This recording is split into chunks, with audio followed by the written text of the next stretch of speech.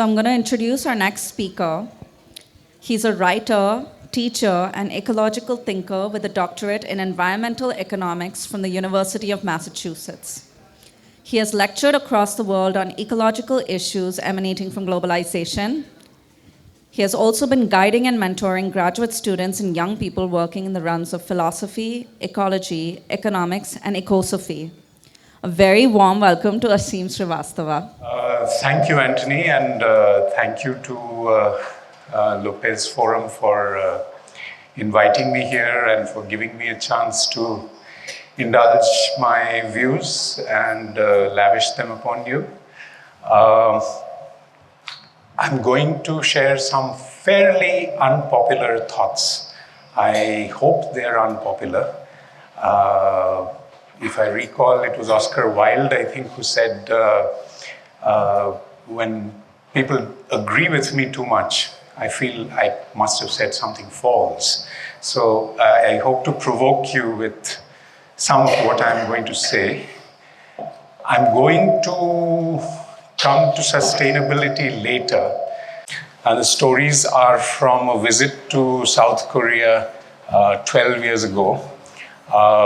I'd gone to attend a conference of the International Union for Conservation of Nature, which was organized at a very beautiful Pacific island called Jeju. I was picked up at the airport by a friend of mine who I had met some years prior to that. And I stayed with him instead of at a hotel. I always prefer to stay with friends. So he picks me up, takes me home, and he's from Seoul. He's from South Korea. And at some point in the evening, I said, I'd like a cup of tea. And he said, I'm sorry, I can't offer you a cup of tea. I said, why is that? So he said, we don't have a kitchen in the house.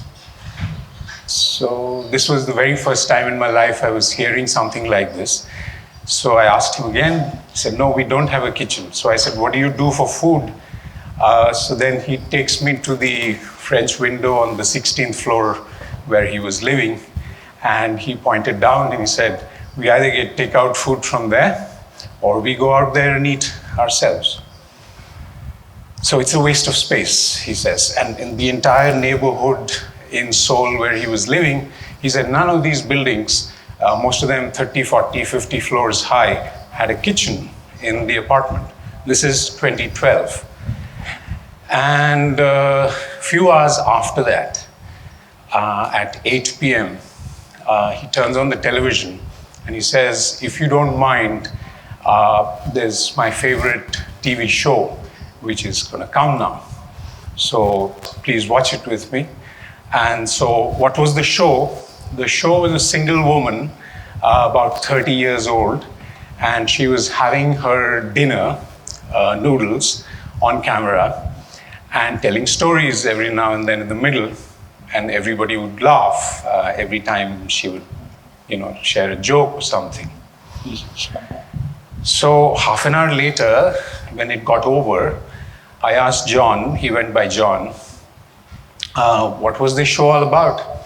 So he said, in South Korea, we are a commensal culture. We like to eat together.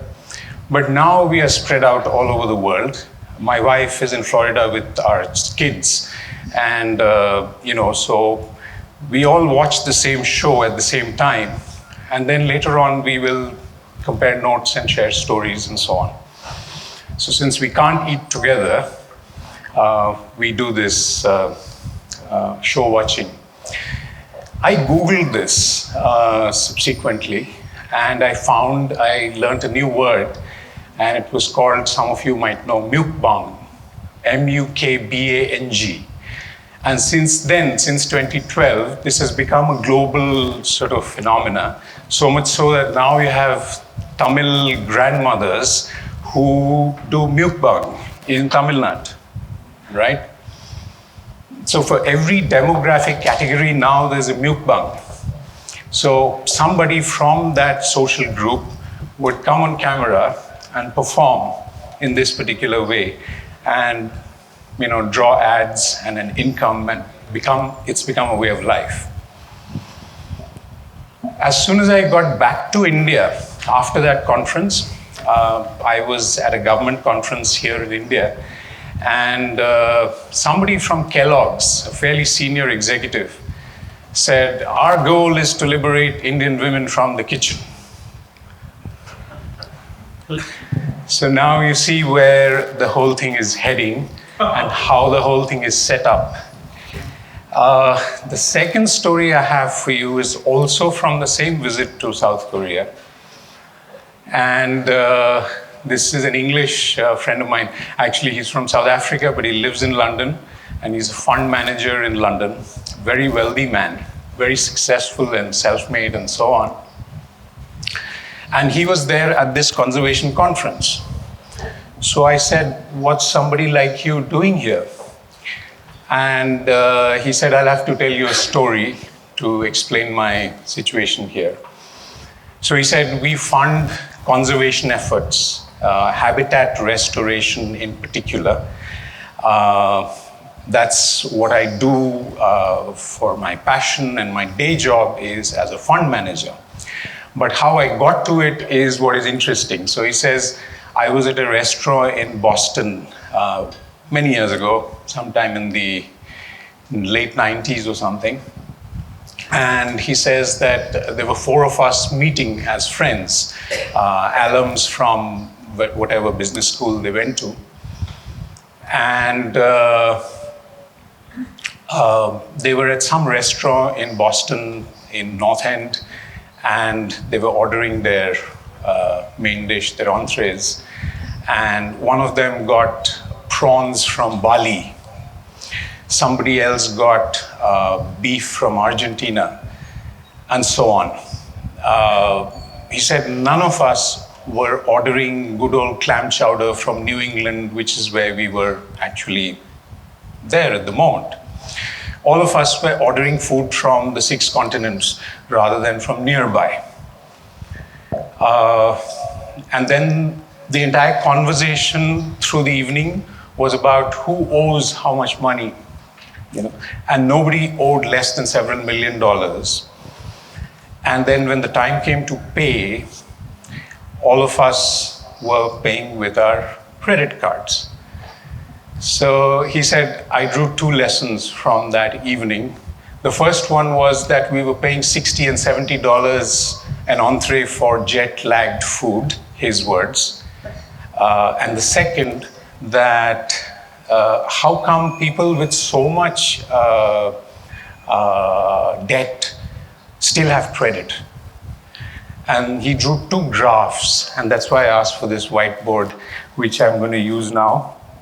He drew 2 graphs in his head, and this is one reason why Adam is as wealthy as he is. He's a really smart guy.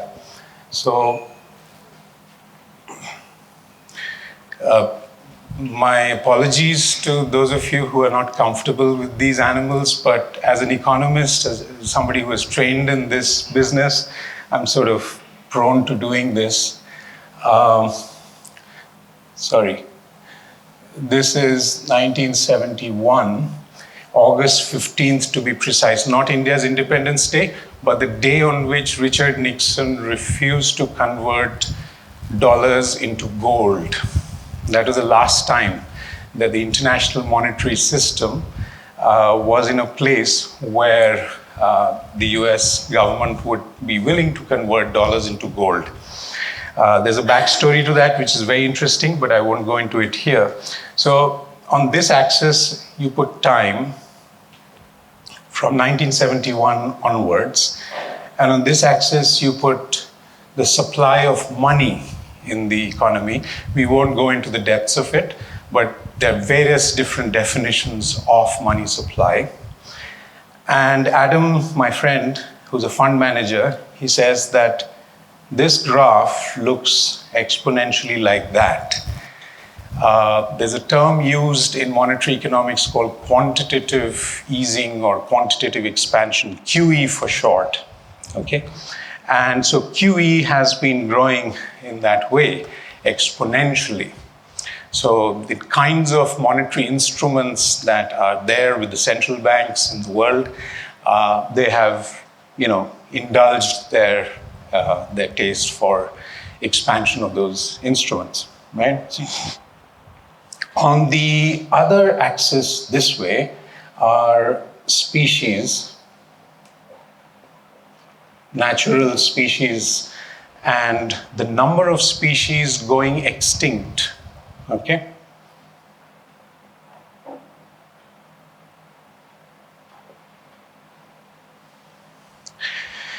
And that graph, Adam says, looks virtually the mirror image of the previous graph.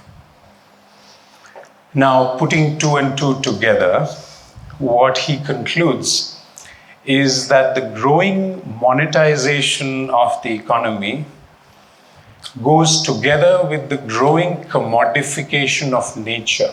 Because as people have more money accessible to them, not in terms of cash, but in terms of accounts, in terms of basically digital transfers. The mouse basically is a shorthand for money now. Yeah. So the more accessible the world becomes through money, the more readily nature gets commodified, and the more rapidly species start growing extinct. So these are Adam's two worlds. This is his day job, and this is his passion. So he realized that he has to devote his life to preventing the extinction of species, and that effectively means, once you think one step further, the restoration of habitats which protect the species, because after all, the unit of survival is not the organism, but the organism with its environment. So if you cannot protect the environment and the habitat, you will not succeed in protecting the animal or the reptile or the bird or the plant. So you need to do habitat restoration, and which is why he was there at this conference in Jeju in South Korea.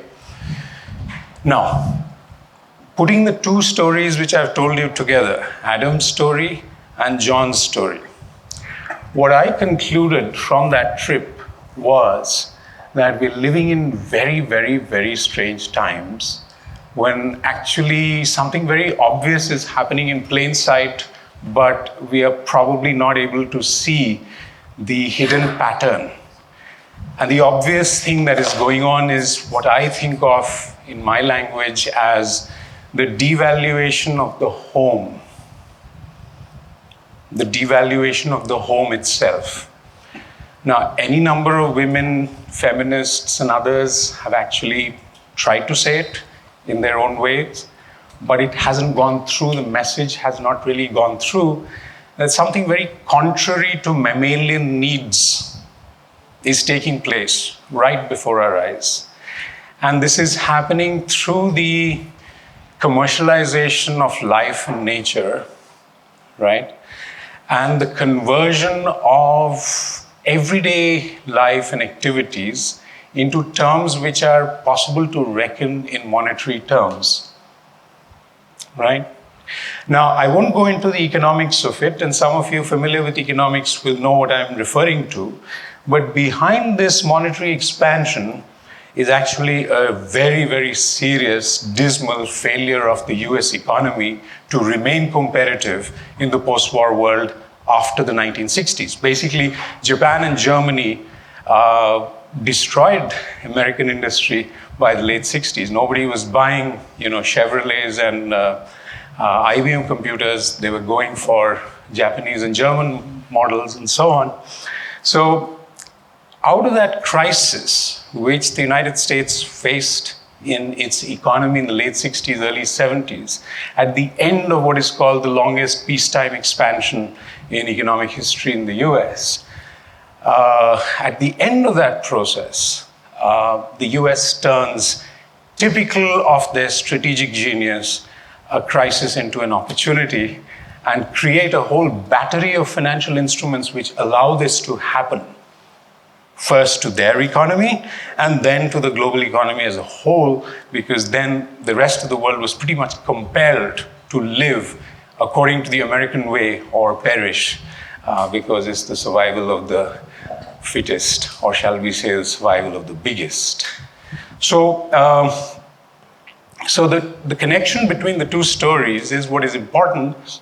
The devaluation of the home, the fact that kitchens are making their exit from the home, the fact that all of us, I think if we are honest, we have to admit today that we are eating out a lot more than we used to, and we are eating a lot worse than we used to as a result.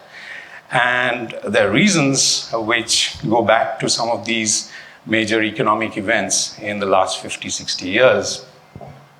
So this is my first point, the twin graphs and the story of the vanishing kitchen and the so-called liberation of women from the kitchen, etc. All that adds up to a particular picture of the world which has emerged in the last few generations, and which are generating a crisis of sustainability, more to the point, crisis of survival for the human and other species on Earth.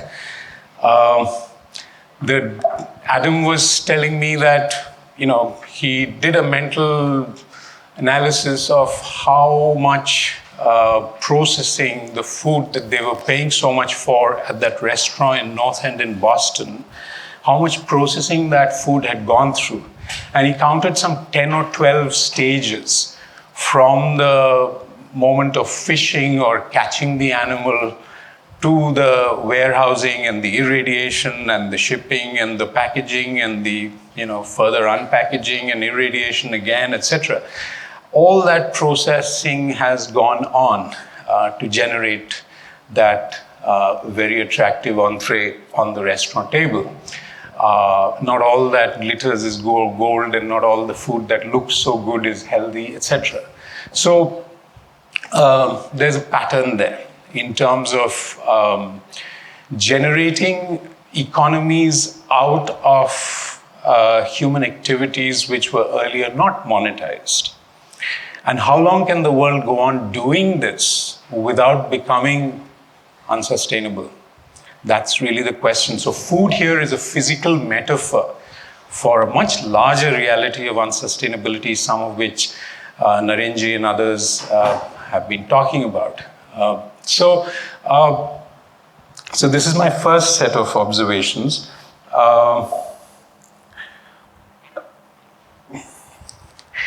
Now, what I teach for many years now is something which I call Ecosophy. And just to give you a very brief sort of, sketch of it, I follow a philosopher, theologian. He's from Malabar, from Kerala actually. His father's from Kerala, mother's from Catalonia in Spain. And he grew up in Spain. And a very, very well-known theologian called Raimon Panikkar. And Panikkar gave a very simple but elusive definition of ecosophy many years ago. And he says it's the wisdom of the earth. Now, that's very concise, but also very vague, if you will. I would elaborate it a little and say it's the wisdom of the earth as our only home in the vastness of the cosmos. We tend to forget in a space age sort of imagination that we live in now, where we are constantly looking at ourselves and the earth from the outside. Our entire way of perceiving ourselves as an individual, as a collective, as a culture, as a species, as a planet, is from the outside. And so we forget that this earth, our home, is the only one which we have. Elon Musk and others like to claim nowadays that we are an interplanetary species, we are a multiplanetary species, etc. Even physicists like Stephen Hawking have gone on record making such statements. But we are, not even remotely, to my limited awareness and understanding, close to being able to go and inhabit another planet. So realistically speaking, we are going to be bound to Earth. And the question is whether we have learned the art of living in a sustainable way here or not. And time is running out. And if we do not succeed, then all bets are off and the stakes are upon us. So we are the counters on the dial. We are not the gamblers in the bar, so to speak. So, what's wrong with sustainability? Now, I have been encountering this term for 35 years as an economist. When the term was first floated by the Gro-Harlem-Brundtland Commission in 1987, the very first time I heard it, I said, this is absurd. What was the definition of sustainable development?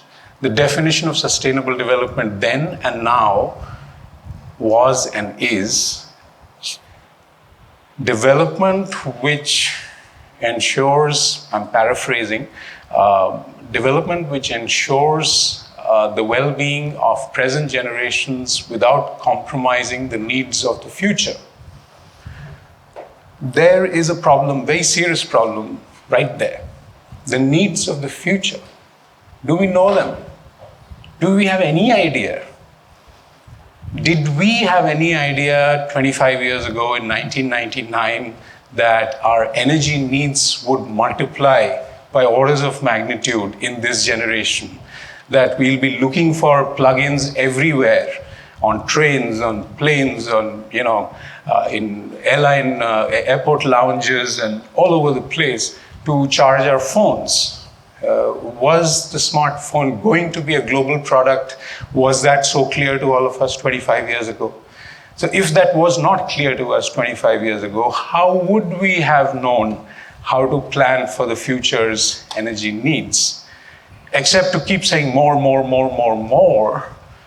But what's reasonable? We didn't know then, and we don't know now. So there's a fundamental epistemic issue with the definition of sustainable development itself, right there and then, okay? And as some people have said, and I'm not disinclined to agree with them, sustainable development is actually an oxymoron. You can't have any development which is sustainable, development of the kind that we've been talking about since the morning. In other words, fueled by fossil fuels and exhaustible resources. You think EVs are an answer. Well, you're just shifting the frontier of unsustainability in time and space.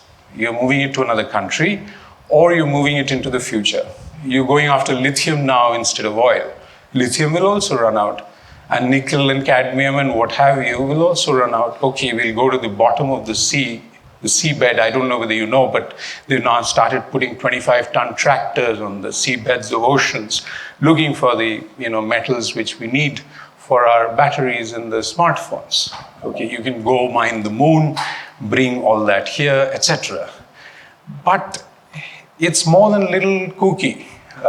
It's certainly assails common sense, and in scientific terms, it has been now said over and over again. It's simply not a way that things can work in the long run. So the question that one needs to ask is, why does this question of sustainability keep haunting us? After 35 years of efforts, since the Rio conference, especially in 1992, by now the world should have been getting closer, not more distant, from the goal of sustainability. But we are more far than ever. Yesterday, some of my students sitting here, they helped me out with some research, and they pointed out that, according to, one of the groups which tracks the world's climate, 41 out of 42 indicators of policies meant to address climate change are looking south, are diverging further from the targets which were set at COP15 in Paris back then.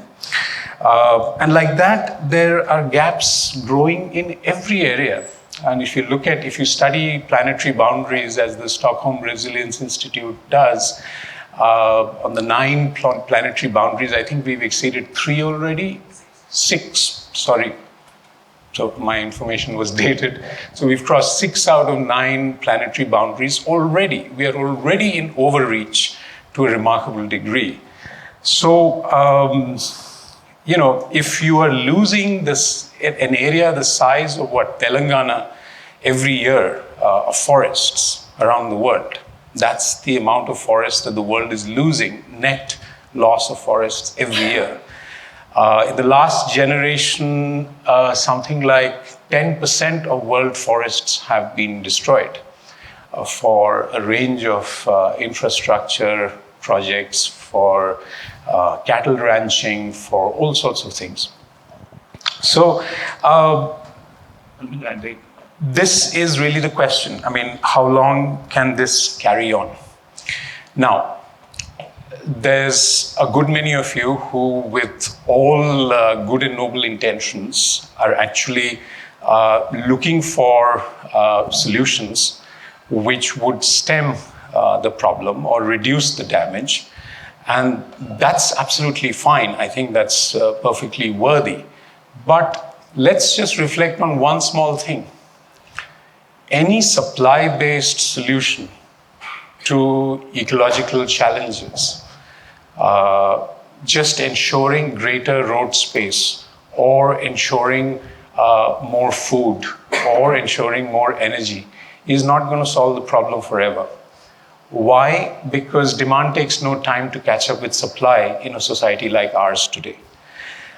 In the 19th century in Britain, there was a major coal crisis sometime in the 1860s. And what was happening was coal prices were shooting so high that industries across the board were suffering. So they started building more efficient furnaces, more efficient equipment which would use less coal per unit of output in every area. And they succeeded technologically, except that coal prices kept going up. Why? Because with more efficient production systems, your goalposts shifted, right? And in a competitive economy, if the goalposts shift, everybody wants to produce more with the new equipment. And there's a similar paradox which operates with consumption. When they started building more fuel-efficient engines in the US, people started driving more, not less. They started driving to places where they would earlier walk to, right? So the economist who first discovered this, William Stanley Jevons, he called it a paradox. So this Jevons paradox operates both in production and in consumption, and it swallows up whatever extra supply you produce. I mean, Delhi was complaining of traffic problems 40 years ago. I remember when there were 4 flyovers in the city, and people said, Asia is here, Asian Games are here, and there's too much traffic and congestion. And then you expand road space, and now you have many more cars. India as a whole, I was told by one of my students yesterday, has 30 million cars, okay? And,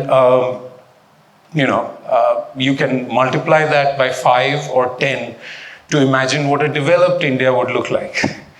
Viksit Bharat agar ban gaya, so imagine the implications. And that's one of the things that I'd like to talk to you about in the afternoon if there's time.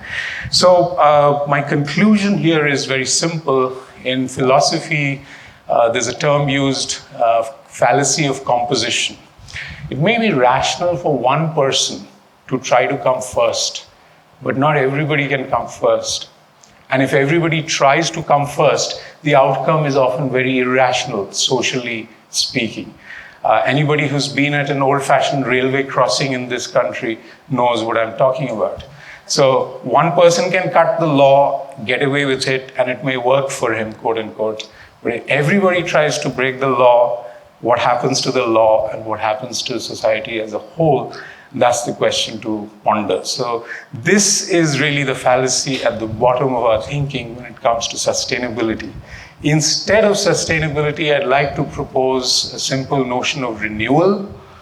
Renewal and reciprocity, ecological reciprocity, by which I mean reciprocity across generations. All that we take for granted, that we have inherited from our foreparents and which we need to pass on. This is not a simple exchange in the market sense of the word. This is reciprocity across generations. So renewal and reciprocity is the way I'd like to think about the future. Cultural renewal as well as ecological renewal. Thank you for listening.